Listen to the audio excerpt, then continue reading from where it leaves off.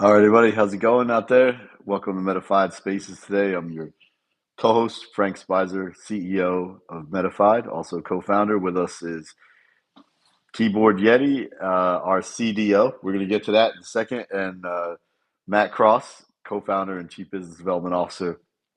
And yeah, a little quick recap on the market on this Tuesday, August 12th, 9:30 a.m. Eastern time. You have BTC looking pretty strong, 119, 265. It's been holding that line pretty nicely, and we have Ethereum at 4422. Um, Interesting thing enough about ETH, we're going to cover this in a second, but not only is ETH obviously getting close to its all-time high, but also the number of ETH in circulation and the amount of volume and everything seems to be driving it up. Where ETH is about to cross its all-time high for market cap as well. So like the supply of Ethereum changes.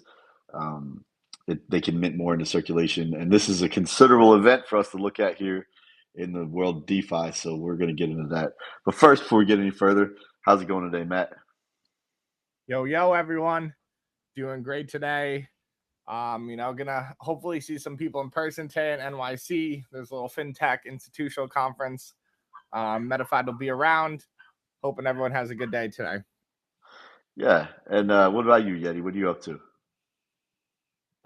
You know how last week I was telling you how it was under 20 degrees here? It was down to like 17 degrees. Well, the whole town got sick, like that's for us that's bloody cold. And so the whole town's got a cold. So that's 63 degrees Fahrenheit in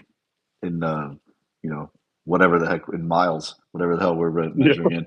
Yeah, and that's pretty that's pretty cold here in South Carolina too. I'm not gonna lie, people be wearing coats and sweaters if it got down that far. Yeah.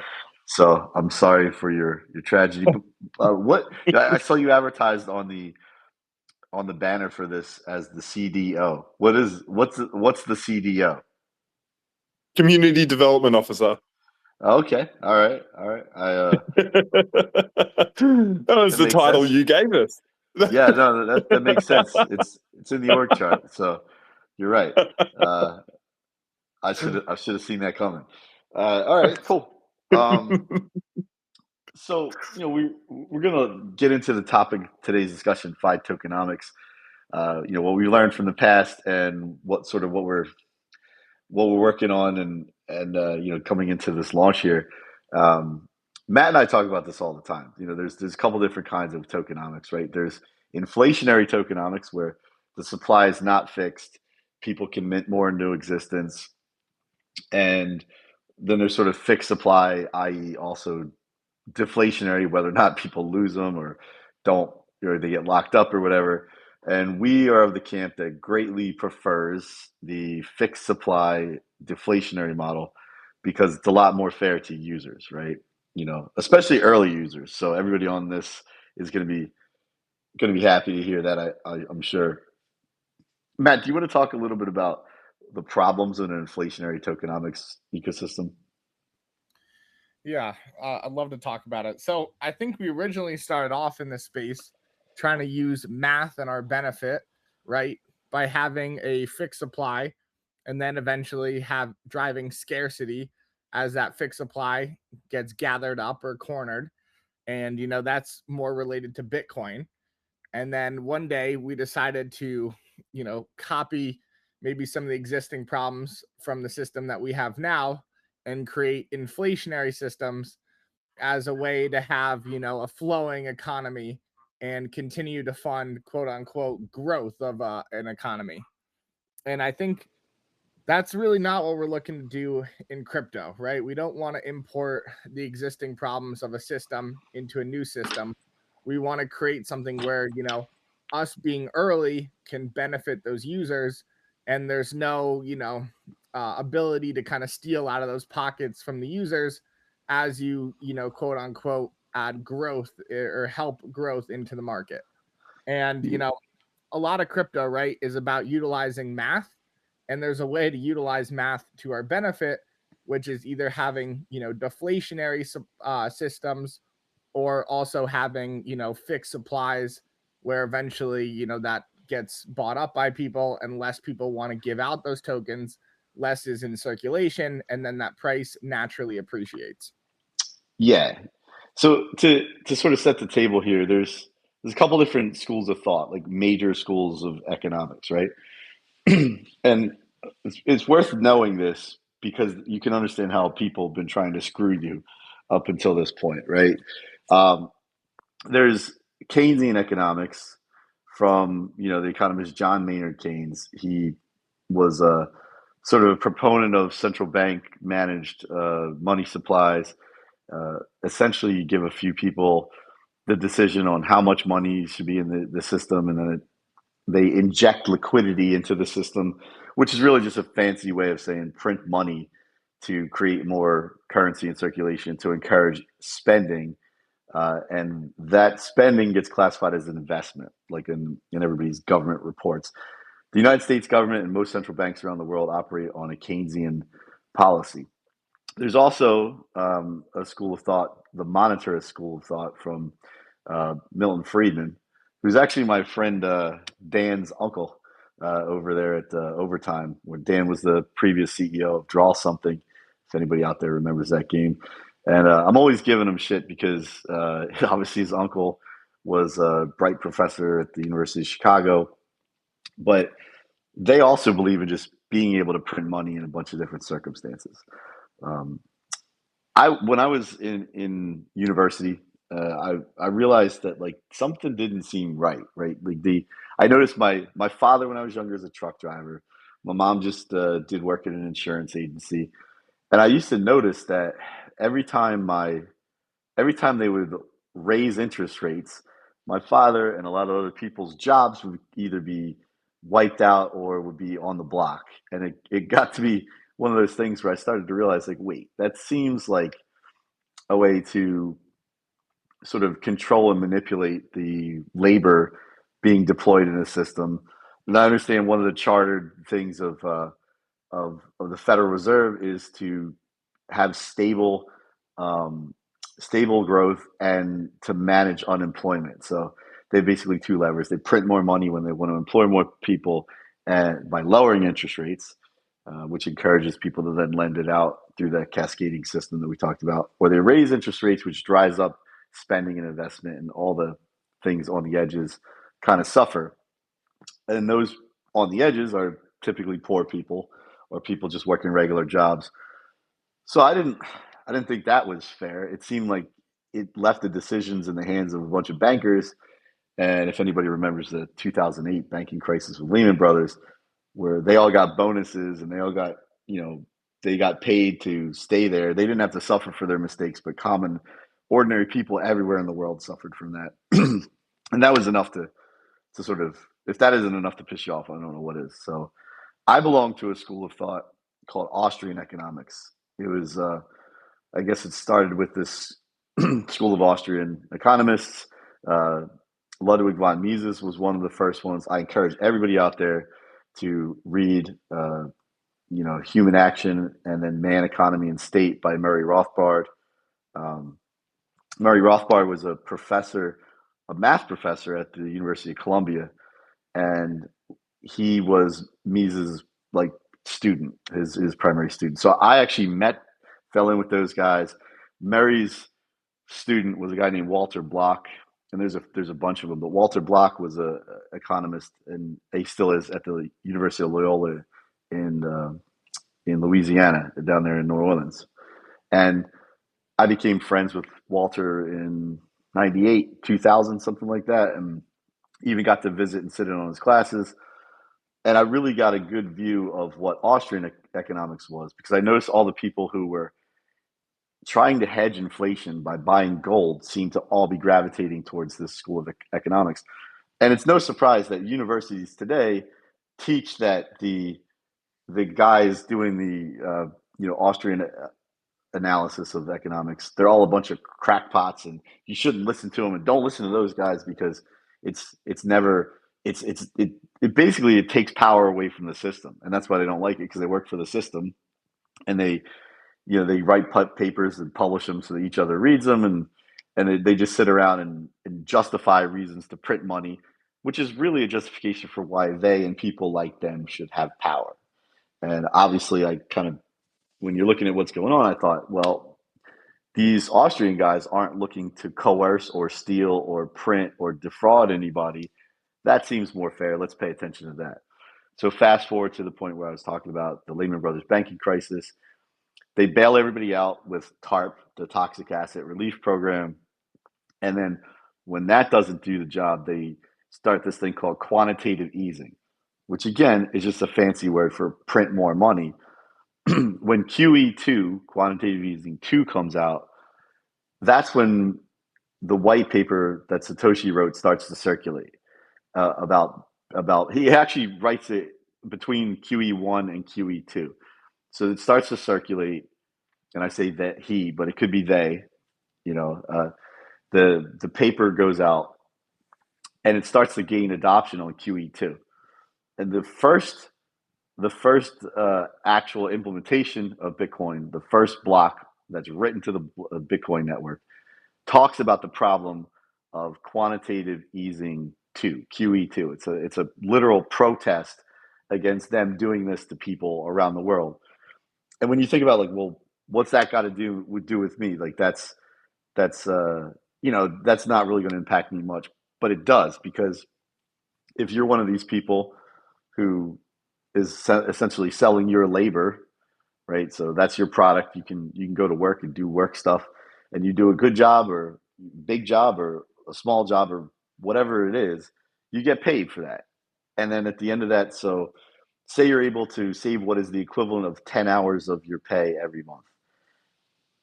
Then you're doing good, you're hustling, you're doing all the right responsible things. If you save 10 hours of your pay every month, that's 120 theoretical hours that you bank by the end of the year. And the idea is you deferred using them so that you could use them later. Maybe a vacation, maybe you're banking that to send your kids for college, or you want to retire with it. But then somebody decides, well, we're going to inflate the money supply by 8%.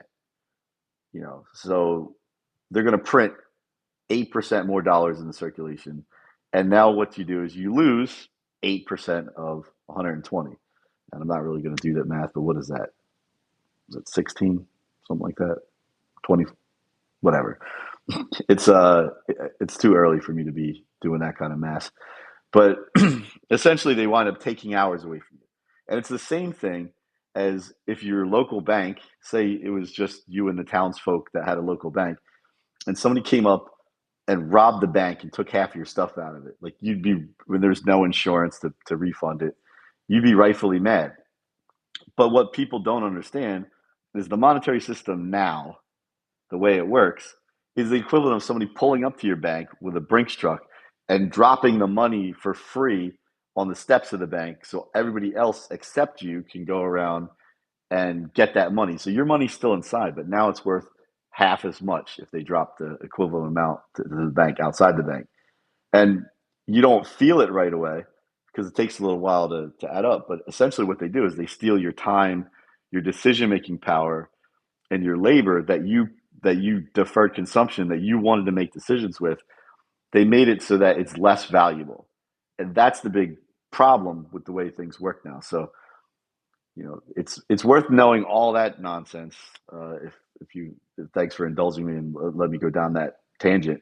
But it's worth knowing that when you're crafting a tokenomics system, why you don't want to do that to your people.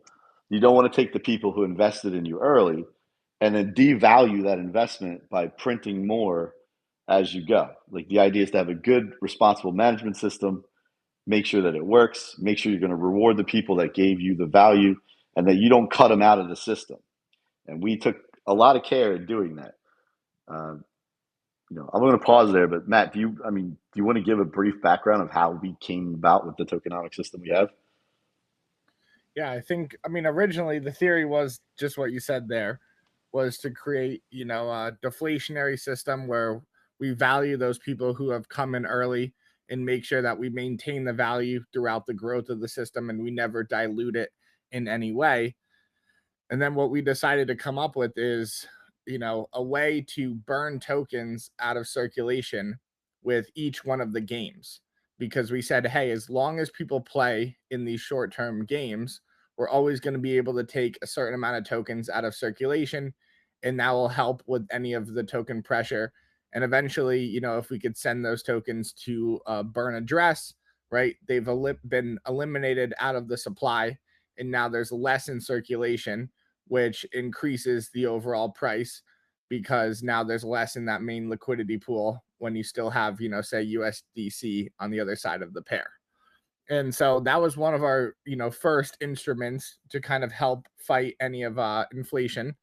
And then the second was, as we succeed gathering the signal from each one of you that are participating in these games, we're able to transact our own treasury, or call it some type of, on-chain hedge fund, where we're utilizing, this type of grid trading algorithm to then participate in in buying and selling of ETH and harvesting volatility from those assets, and then taking a portion of those gains, buying back the token, and then again burning it out of existence, which is a way to redistribute the value from the signal to all of our holders in a very fair ecosystem, where if now you can play the games and help people benefit, or you can also just hold the token and get exposure to AI applied to financial markets. Yeah, and on the back of that, what that means is if you just hold the token, it's getting burned out of existence through the mechanism of people playing. And then that's one mechanism. And then the other mechanism is we take the signal, trade against it, and then use those gains to buy them out of existence. And then we burn some even more that way. So when you first hear that from the outside, you're like, no, don't burn something with value. But that's us literally returning value to people who believed in it, bought the tokens, won the tokens, gave signal for it. And it's a way to reward people, even if they're not playing, they're just holding and supporting the project. It's a way for us to say, well, if you just hold on to them, let us go to work. We're going to get out there and we're going to wind up getting to a point where we're pulling more out of the circulation than would be putting back in. And right now, we're going to make the burn rate variable, but we're burning about 2.5% of every game that plays out of existence, right? Which is less than our take at MetaFIDE for that. So at least right now, we could never put back into circulation more than we're taking out the way it's set up right now. And so the idea is, if we're pulling too much out of circulation, we'll right size it, but we don't have any plans to change that. And I think it's the right thing to do for users, to make sure that even just the casual supporters of the project are being rewarded. It also means that winning those tokens has a substantial upside. So if you're playing in these games, it's really in your favor to think about how to win and how to go about winning more tokens, because it is a game of skill. It's also a game of strategy. Like we have 2 games that we're going to launch, Spot On and Range Rivals. But if you can win more in the beginning, or you can accumulate more at the beginning, because obviously if you understand the tokenomics, you're like, oh, the earlier I get some, the better off I'll be. And if I can hold on to them, great. So it really encourages people to play often, play early, and win if you can, because the upside of winning them is got a lot of value to it. How's that sound, Yeti, from the community perspective? What would you think? Well, community, we have some people that have already, a lot of our community has already gotten a bag of FIDE. So I think they'll be pretty excited by the idea of a deflationary system. And I love it. It makes sense. I don't feel the same about general economics. I don't think it's what you do, but as far as for a project, an ecosystem kind of thing, I think it works perfectly. And yeah, rewarding your active, loyal, early users is all very important. Oh, no, we got a Keynesian amongst us. Well, what are we gonna do? What are we gonna do? All right. From a project perspective, though, I think we're definitely doing the right thing for everybody. So definitely, yeah. yeah, Yeah. we'll have that argument. We'll have that argument over a campfire or something someday. But yeah, man, Yep. like yeah, I think it's just really important to make sure that the early people contributing to the project and the people who support it. Now, obviously, we're not talking about like manufacturing a few whales. We're talking about distributing according to value, and I think that's like a pretty fair mechanism, right? So that's the original plan, and just so everybody knows, also about the tokenomics, this is worth noting. The team at MetaFi doesn't have any tokens to sell until 6 months after the initial TGE. Our lockup period by today's standards is extremely long, and we want it to be that way. We want the liquid tokens to be on the market, to set the market, to make a real place of real value that's actually doing stuff. And then they unlock for 24 months after that. So, it's not like the community has to worry about the project founders dumping on them in the beginning. And our tokens will be custodied with a US chartered bank that has auditable capabilities. So there's no way that we can unlock our tokens as a team to get them out early, right? Like we're just not doing that to people. So I think that's another point that probably sets us apart from everybody, where everybody's got some sort of weird way for the foundation to put tokens into existence or whatever. We do have a foundation, but the purpose of the foundation is, in the case of us doing new projects down the road that have other uses, to be able to manage that token.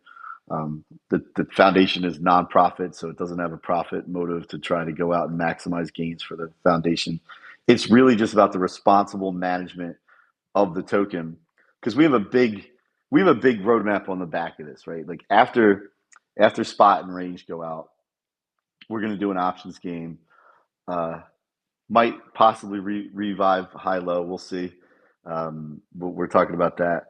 We also want to make yield products that people can participate in from the community. So if you have a certain amount of gameplay and you have a certain amount of tokens, we will then start to offer you the ability to share even more in the things that we're building with the AI signal, so that you can put your tokens into that and work with us like you're a partner with us on the team.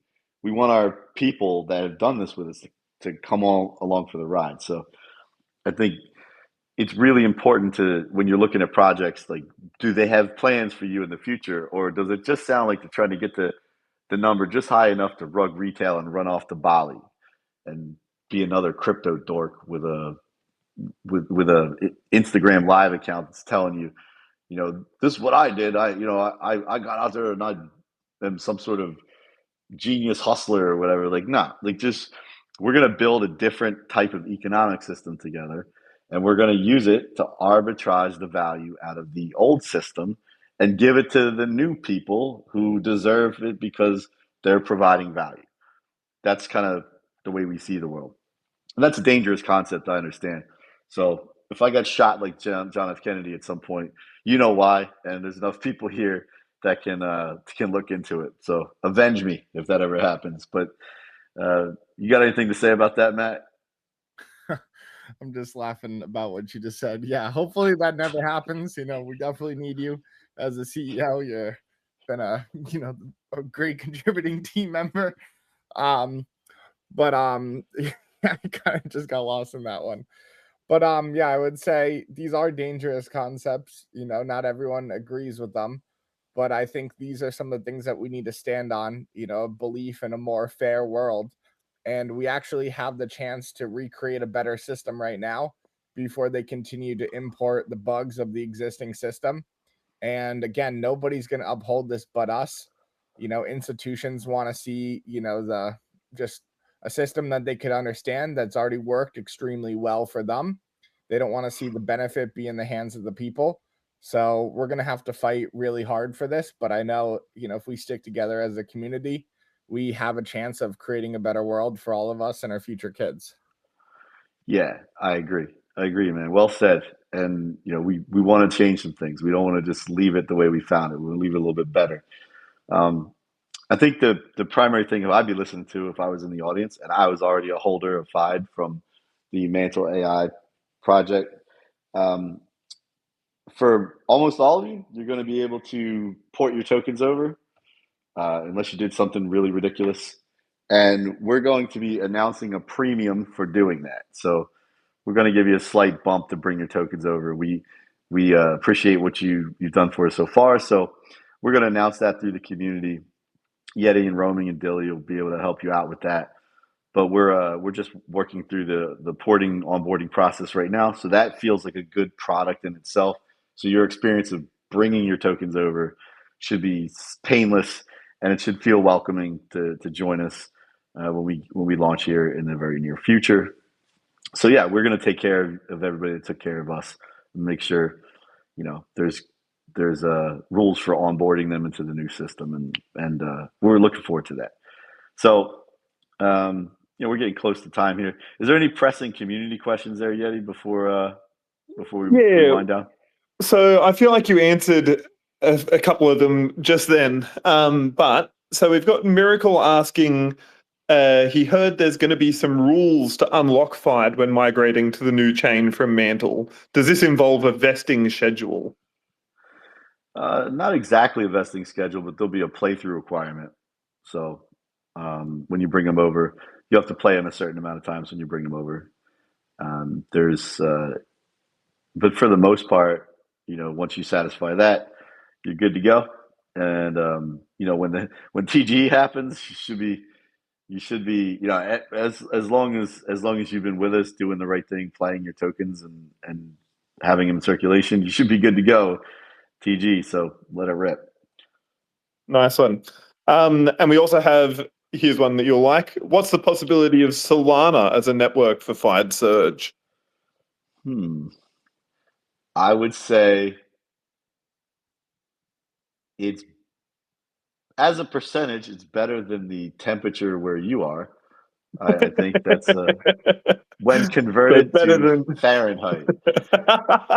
Well, that's quite a big difference. That's yeah, I know. It's not a 17% chance. No. Cool. I think there's a very good chance that happens. Cool. Yeah. How many more questions have we got time for? Yeah, it's good. Let's do two more. Okay. Should we expect any competition on DogeOS chain? We don't know. We've regular contact with the guys at DogeOS. They've been cool as hell. We don't know that there's any other project doing anything like us.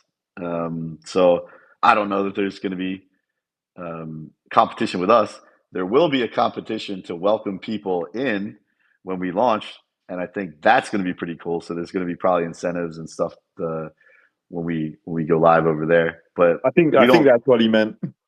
Yeah, there'll be definitely an incentive period, and getting people in, and we're gonna obviously reward the new people every time we do stuff. But Matt's been hard at work. He's been out there lining up a couple other chains in sequence so that those folks are looking to provide some rewards too. There's going to be a lot of awesome stuff to getting up and going on the Surge platform. And if you're early and you've been like the community has so far, you're going to do pretty well for being there. So what's the last question, man? So there's a bunch, but I'll go. This is a very common one. When is the token migration? It's going to be soon. We're just trying to nail down the last date. But everybody that was in the Mantle that's existing holders, you're going to get first priority along with everybody else that's swapping in. So you'll be in the first tier of entrance to the beta. And that beta is going to be probably within the next 30 days here. maybe even less. So I think we're ready to announce that pretty soon.